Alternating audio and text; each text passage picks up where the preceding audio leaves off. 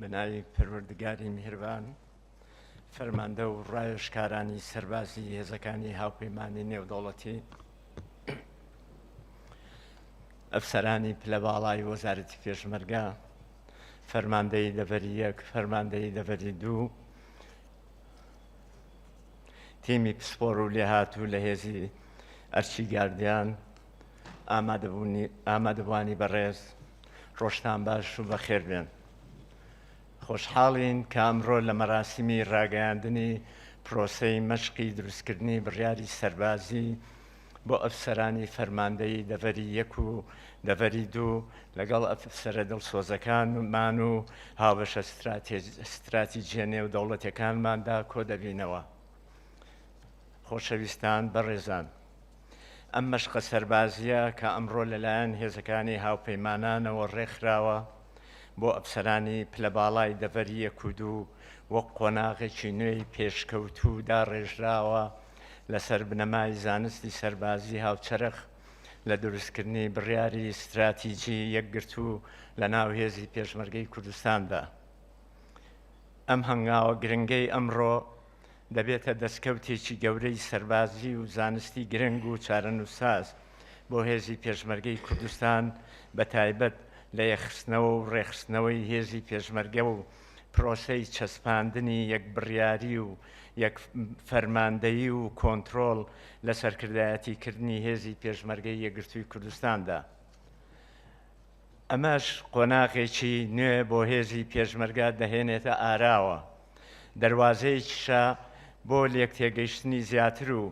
کارکردنی پێکەوەی نێوان فەرماندەی دەڤەری یەک و دەڤەری دوو فرقەکانی پیادا، بە تایبەتی لە ئۆپەراسیۆنی سەربازی فراواندا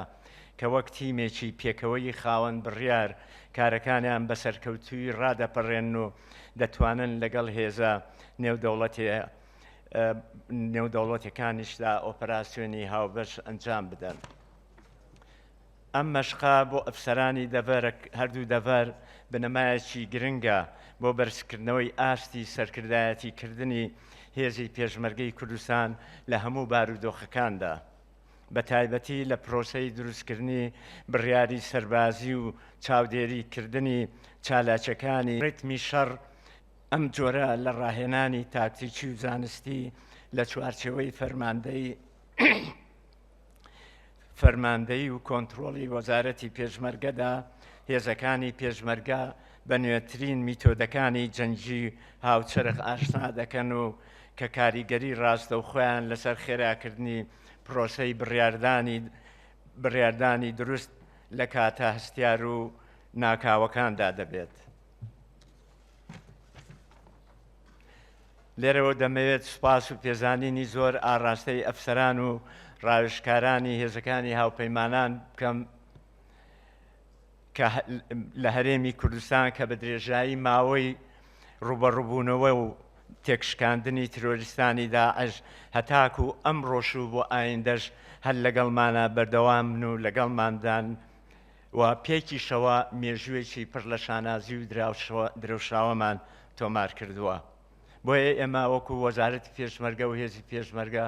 هەمیشە چاومان لەوەیە کە هێزی هاوپەیمانان و بە تایبەتی ئەمریکا کە لە سەرەتای دەستپێکردنی پرۆسەی چاکسازیەوە لەگەڵمانە بن تا کۆتایی بەدیهێنانی ئەو ئامانجە پیرۆزە لەگەڵماندا بن و بەردەوام بن. ڕۆڵی دڵسۆزانە و پڕ لە ئەزمموی ئێوەش پشتیوانی بەردەوامتان بۆ گەیشتمان بە ئامانجە باڵاکانی پرۆسەی چاکسازی و بنیادنانی دەڤەرەکان و فرقەکانی پیادە لە وەزارەتی پێشمەرگە بەرز دەنرخێنین.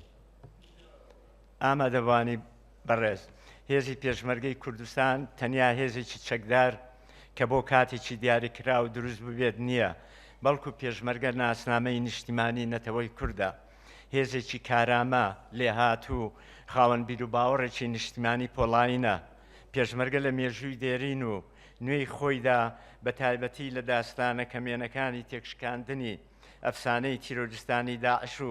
پارێزگاری و پاراستنی هەرێمی کوردستاندا بۆ جیهانی سەلمان کە قەڵغانێکی پتەوە بۆ پاراستنی نەک هەرێمی کوردستان بەڵکو بۆ مرۆڤایەتیش. پێشمەرگە بە خوێن و جانبازی متمانە و شانازی بێسنووری خەڵکی کوردستانی بەدەستێناوە. هاوکات لەسەر ئاستی نێودەوڵەتیش پێشمەرگە وەک هێزێکی دیسپلینکرا و باوەڕ پێکرا و چاونەترس متمانە پێکرا و دۆستێکی دڵسۆزی جیهانی ئازاد دەناسرێت کە بۆتە هێمایەکی درێوشاوە بۆ پاراستنی ئاسایش ئاشتی پێکەوژیانی ئاشتیانەی پێکەوە ئاشتیانەی پێکاتەکان و چەسپاندنی سەقامگیری لە هەرێمی کوردستان و عێراقدا هەرچەندە هێزی پێشمەرگە بەتوانا بێت ئاشتی و سەقامگیری و ئاسایش لە ناوچەکەدا پارێزراوتر دەبێت. واتە بەدیوێککەیە بەهێزبوون و گەشەسەندنی هێزی پێشمەرگەی کوردستان بۆ هیچ مەبەستێک نییە، تەنیا مەبەستی ئەساسی ئەوەیە کە چەند هێزی پێشمەرگە بەهێز بێ و بەتوانابێ لە ڕووی سەربازیەوە هێندە ئاسایش و ئاشتی لە ناوچەکەدا پارێزراوتر و سەقامگیرترە بێ. پیرۆزبایی لەگەلی کوردستان دەکەم کە ئێستا هێزی پێشمەرگەی کوردستان لە قۆناغێکی نوێی بنیادنانەوە و بنیادنان و گەشەسەندن و بەدەستهێنانی دەستکەوتی سیاتری نیشتیمانیە بۆ پاراستنی قەوارەی هەرێمی کوردستان. بنیادنانی دوو دەڤەری سەرکردایەتی یەک و سەربازی بنیادنانی دوو دەڤەری سەرکردایەتی سەربازی و 11 فیرقەی پیادەش لەژێر فەرماندەیی و کۆنتڕۆڵی وەزارەتی پێشمەرگە و دوو وەرچەرخانێکی گرنگ و بنیادنانی هەنگاوێکی گرنگە بۆ بنیادنانی سوپای نیشتیمانی کوردستان کە بە دڵنیایی ئەمە ویستی سەرجەم خەڵکی کوردستانە و دەبێت هەموو لایەکمان هاوکار و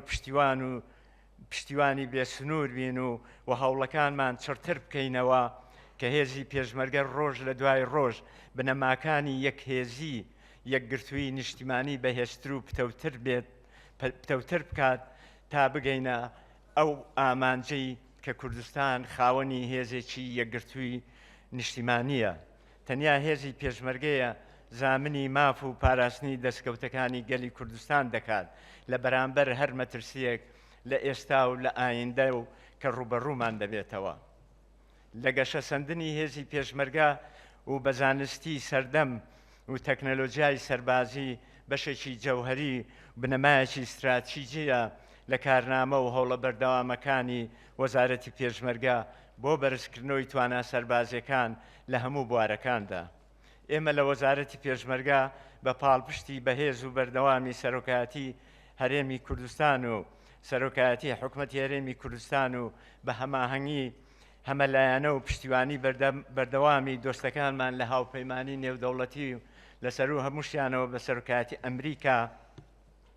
بە یاسایی و دامەزراوی کار دەکەین تا بناغە و بنەماکانی هێزی پێشمەرگە پتەوتر بێ و بە یەکگرتوویی هێزی پێشمەرگەی کوردستان بگەێنینە ئاستێکی باڵای نیشتیمانی. ئەفسەرانی بەشداروی لەم مەشقەدا ئەم مەشقە پێشکەوت و زانستی کە لەلایەن تیمی لێهاتوو پسپۆڕی هاوپەیمانانەوە ئامادەکراوە دەرفەتێکی ناوازە و مێژووی و زێڕینە بۆ ئێوە وەک ئەفسەرانی باڵای دەڤەری 1 و 2 داواتان لێ دەکەم کە بە تەواوی وزەوە بەشدار بن و کاتەکانتان تەرخان بکەن بۆ ئەم مەشقە. ئەم زانیاریە تاکتیکی و پراکتیکیە کە لێرەدا فێری دەبن لەگەڵ ئەزمموی زۆر و زەوەندی سەربازی و مەیدانی خۆتتانە ئاوێتە بکەن و لە مەیدان و لە کاتی پێویستە بنەمای سەرکەوتنەکانتانە.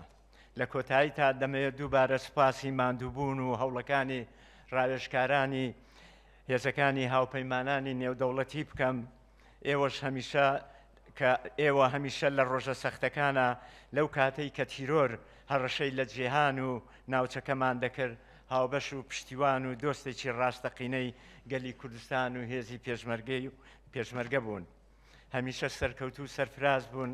درود بۆ ڕۆحی پاکی شەیدان، شکاوە بێ ئاڵای پیرۆزی کوردستان و زۆر سپاس بۆ هەموو لایەک. زۆر سپاس بۆ ڕێزدار جەنابی وەزیری پێشمەرگە.